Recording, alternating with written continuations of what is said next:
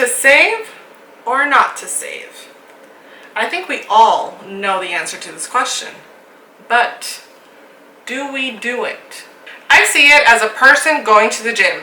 Once you start going, you start watching what you eat, you get results, and once you get results, you never want to stop. Saving is the exact same way. Hey, what's up you guys? It's your girl Jennifer, and I hate to say it, but America, we have a problem.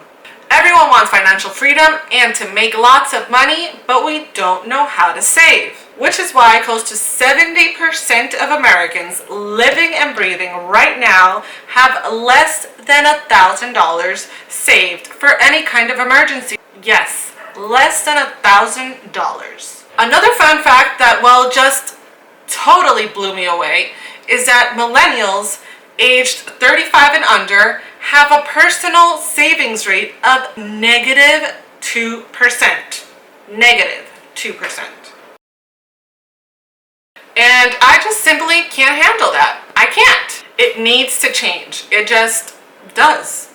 If you agree with me, destroy the like button, hit the subscribe button, and the bell button so I can hear it wherever I am.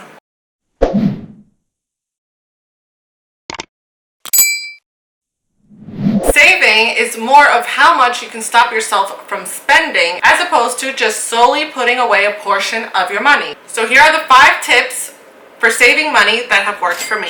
The first one is budget. See where your money goes and how much goes where. Peter Drucker was right when he wrote, "What gets measured gets managed." You can do this on a daily and weekly basis and set goals for yourself. I challenge you to do this and be surprised at how much money you spend on food, for example, if you're anything like me, of course. If you are spending $100 a week on takeout and delivery, plus on top what you spend on groceries, that's $100+ a week. That's a lot for just one person. Set a goal to spend just $50 a week, for example, until you gradually get to the lowest number possible, of course, without starving yourself. It's also good to look at your expenses and see what you can spend less on or completely cut out so you save that extra money. I was so blown away when I read that people think that the hardest part about saving is figuring out how to do it. I mean, come on. We have the internet. If you're serious about saving, come here. There's so many freaking apps out there that can help you. There's Mint, there's Pocket Guard, there's YNAB, there's Personal Capital.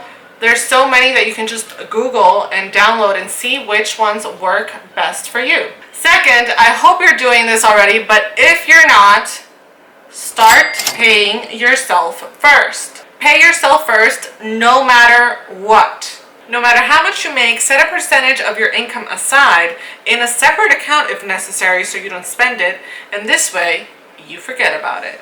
Never ever spend this money unless it's a real emergency, and I say real because sometimes we mistake emergencies for desires or wants or for investment purposes. Depending on where you are with debt and other financial commitments you may have, start with a percentage that you can afford.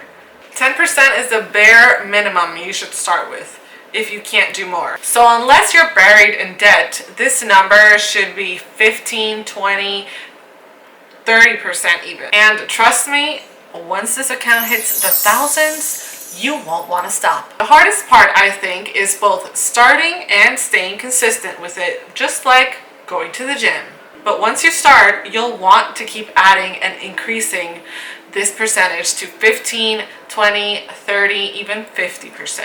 But if you don't trust me that it'll be absolutely worth it, believe Napoleon Hill from Think and Grow Rich. Okay, moving on. Third tip is stop unnecessary expenses. Assuming you're watching this video to smash the like button and subscribe to my channel, you'll need to keep as much of your hard-earned money in your pockets as opposed to handing it off to other people. This means make the call to cancel that $9.99 DoorDash subscription you'd have. Cancel that gym membership you haven't used since that one time last year. Stop that Birchbox subscription, ladies. Trust me, you'll live. And this one, This one is my favorite. Remove all debit card and credit card information that is saved in your apps, on your phone, in your computer, everywhere. This one I think has saved me the most money. It's such a hassle to take out your credit card or debit card, put all the info in, and then have to click buy now instead of just buying. So I just cancel that transaction in my head before I even make it, and I save myself a lot of money. Think about it this way. What future value will something give you? How much money can you make by buying this? Will it make it easier for you to make money? If the answer is no, then whatever it is goes in the unnecessary expense pile that doesn't need to be an expense. The fourth tip is to ask yourself, how many hours of my hard work will this cost me? That is, of course, assuming that you work hard but are still nice enough to make that like button turn blue for me.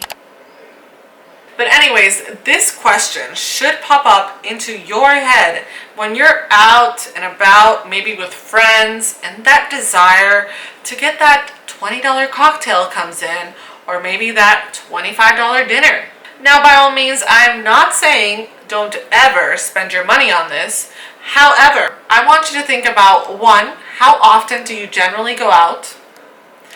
2, how much do you generally spend on these outings? And 3, how many hours of your time do you need to spend working to pay for this?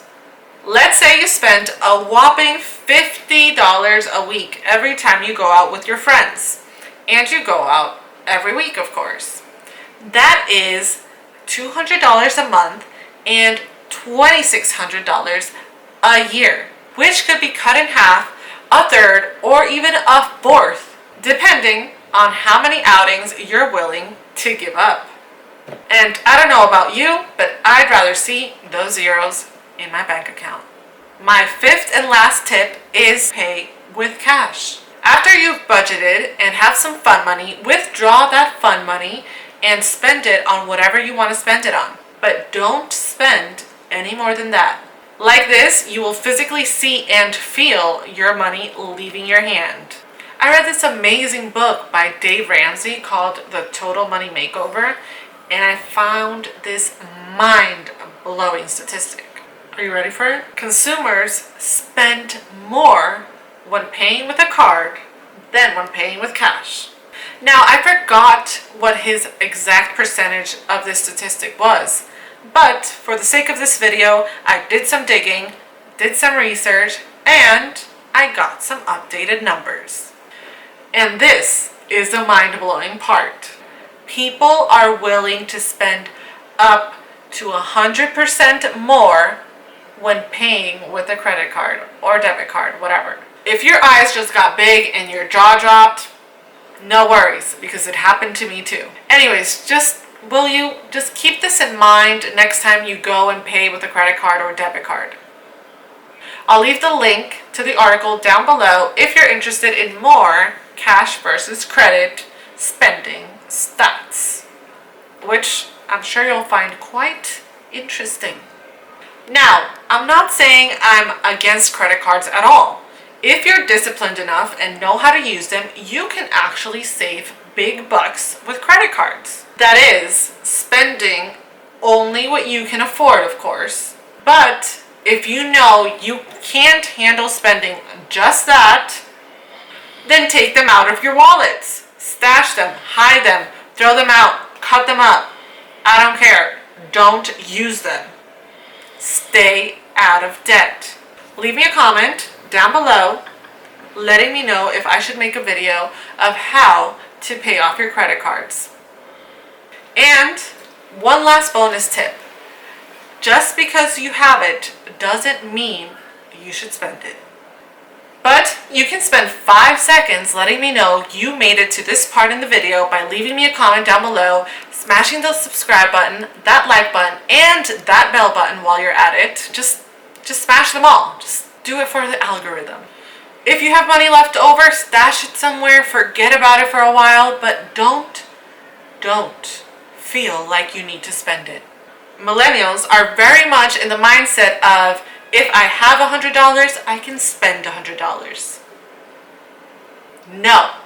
No, go back to the two important questions before buying or ordering something. It's by implementing and staying consistent over time that these tricks will help you save lots and lots of money.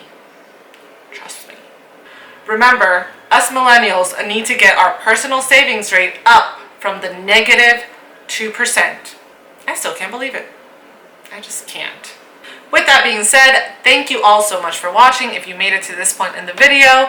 And like my friend Dave Ramsey says, live like no one else, so later you can live and give like no one else. See you guys in my next video.